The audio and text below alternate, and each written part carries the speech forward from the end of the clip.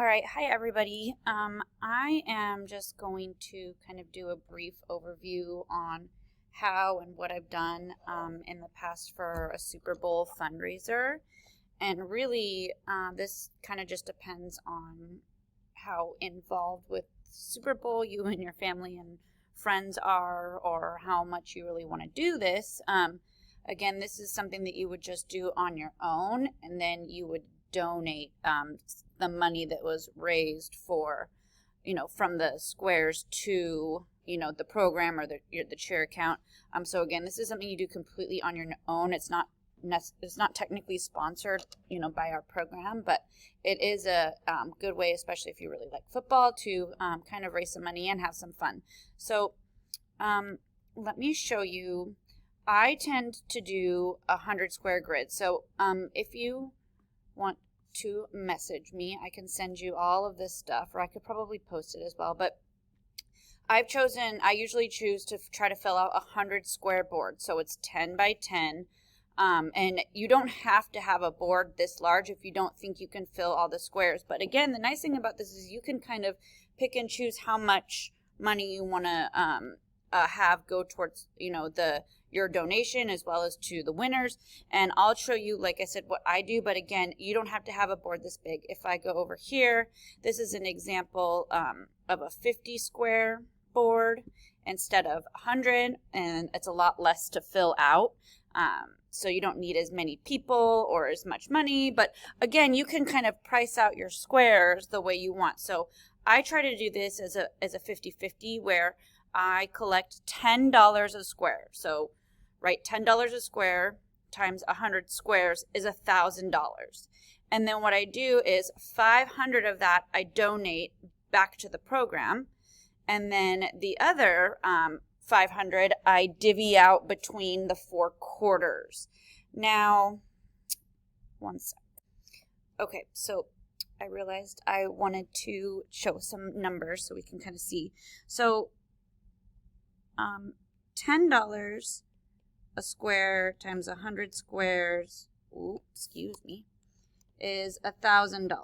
And what I do is I give 500, I donate 500 of it back to cheer, and then I split up the other 500.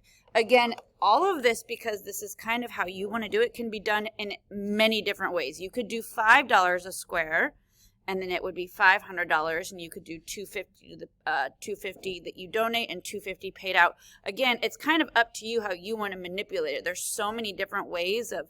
You could do $1 a square and have $100, and then it would be a $50 payout total and a $50 donation. Again, I kind of go for the $10. That's what I've been really successful with the 100 square grid. But like I said, this is really customizable. So 500 I donate to cheer, and then the other 500 I divvy up. I'm trying to remember. I think I usually do 100 payout for the first quarter, $100 payout for the second quarter, which is halftime. Let's see. $100 payout in the third quarter. So this is halftime.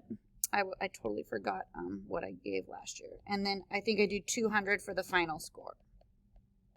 So again, 300 plus 2, so 1, 2, 3, 500 ends up being paid out. Okay.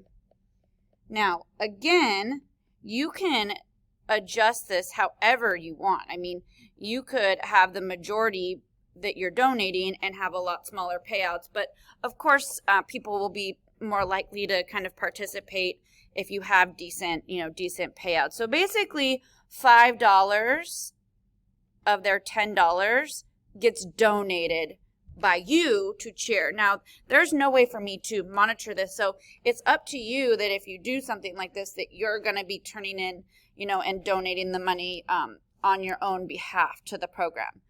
So again, this is kind of what I do. Now, let me show you the square. So this is how I number them. You don't need to do this. Most people just pick a spot on the board, but a lot of my family and friends are not local. So when I send them out a picture, they can be like, hey, I want spot number 43 because that's where they want on the board. Again, most people just pass the board around and people pick spots strategically, but I don't have really that luxury. So I number all my spots so I know where on the board people want to be. So someone will be like, oh, my mom wants spot number 23, so I'll type in her name, and 76. Well, this is $10 a square, right? So 10, 20, so she'll send me $20. And then, of course, I will save the money. And then I'll keep doing this until the entire board is filled out, like until I sell all of my squares. Now, see how I have the AFC team up on the top and the NFC team on the left? It doesn't have to be that way. You could easily just do it the opposite. But you can have this kind of, we have to have AFC and NFC right now to start filling it out because those teams haven't been picked. We don't know who's in the Super Bowl yet. However, if you knew the teams, you could draw them out of a hat and then pick whoever goes on the top and whoever goes on the bottom. Again, okay, so all these squares that are white right here, I get filled in. A good strategy, if you can't fill the board and you can fill like half the board, is that if you fill half the board, what you can do is you could just double their squares and have the payout. Again, this is a little bit more complicated, but if you're having trouble filling the board, you could just, again, double their donation spots, which would just decrease your payout and your donation by half. So again, I try to fill the 100 square board. I'll show you what it looks like maybe when I'm done. Okay, so this is a board that I have filled out, and I'll talk about these numbers up on the top and on the left in just a second. But all of these squares with the names or people, whoever is donating, are in here before you ever pick these numbers up here and down here. Okay, so they're all in. People cannot have these numbers picked, otherwise there could be a strategy with how scoring works in football. So again, your entire board needs to be filled with your people who are donating and participating before you pick any of these numbers on the left-hand side or on the top. Then what I tend to do is, because I have little kids, I put the numbers 0 through 9 in a hat. And like you just flip a coin on whether you're going to pick for the top of the board first or the left of the board. I'll say, okay, we'll pick the top of the board. And then like my little ones, and I usually video it because they think it's cute. But again, I do that, or I put it in an automatic number generator online, and I fill them in left to right. Like here's the first number. Okay, first number is 9 that got picked out of the hat. The second one was an 8. So these are the order that they were picked in. Those numbers 0 to 9, and then I do it all over again, but for this left-hand column right here. Okay, so once your board is full, then you can draw numbers. All right, so the top and then the left, or the left and then the top. Again, the order is up to you. Okay, and then the teams are based on, this ended up being the Patriots and the Rams. And then from there, it all depends on the game. So actually watching the football game is how you're going to know how to pay out your participants. Okay, so I'm going to show you, again, this was my bare squares where there wasn't much filled in. This is oops, sorry. This is another example. Pre-pandemic, 49ers, yeah, it's my team, was in the Super Bowl, and this is how my board turned out, and then how the numbers turned out. Notice it's obviously different because how I picked them that year was different than the year I picked the other one. So let's just use this one as an example, because I'm gonna will my 49ers into the Super Bowl, I hope. Let's say that this is who's in the game, and after the first quarter, the 49ers have a score of 17, and Kansas City has a score of 10. What you will do is you will go, this is based on the last number if there's more than one number. Now, if there's only one number, it's based on whatever that number is. So I'll give you an example. This last number is 17, so it's a 7, and Kansas City's is 0. So you go to your board and you find the intersection between the 49ers 7, so that would be right here. Oh, wow. I didn't realize it was my first two numbers. And then the KC is 0. So this person, 7 for 49ers and 0, this person won the first quarter. They would win that $100, which is how I assigned it.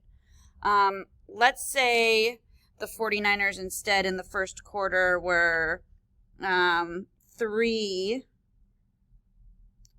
to 24. Oh, this is terrible. I did not want this, but okay. So 3 would be my 49ers number, and 4 would be my Kansas City number. So 3, this is the wrong board. So 3 right here for 49ers, and then it was 4, right? So 4.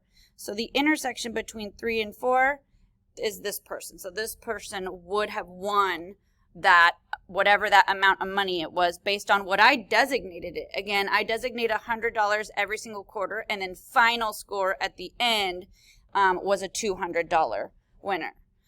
So again, this is how you play. You'll notice that even if you have, here, I'll pause this real quick. You'll notice that even if you use a smaller grid, what they've done for this grid, for example, is you pick whoever your teams are up here, NFC on the top, AFC on the left, or vice versa. You'll have the people in the squares and the people, so this is like me, my mom, my sister, and you have this one number up here, but you get 2 numbers over here. So this is what allows you to have 50 squares, but still have all of the numbers, 0, 1, 2, 3, 4, 5, 6, 7, 8, 9. And obviously it goes from 0 to 9 in these gray spots, in whatever order you pick them out in, whether you do like a random, drawing on the internet, you pick them out of a hat, it doesn't matter.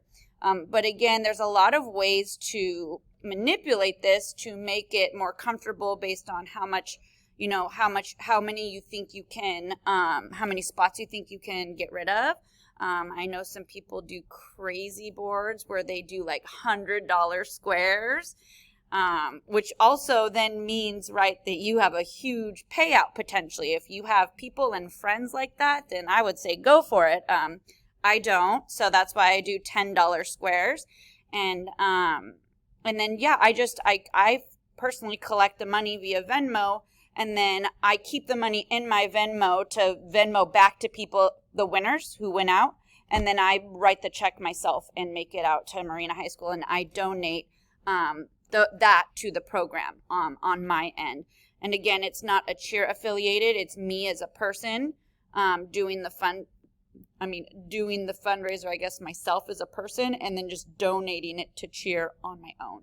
So if you have any other questions, I'd be happy to help you. You can message me, but I figured I'd make this video. I saw a couple of people were already interested, and I feel like the squares can be intimidating if you don't know what to do, but it's really not too hard.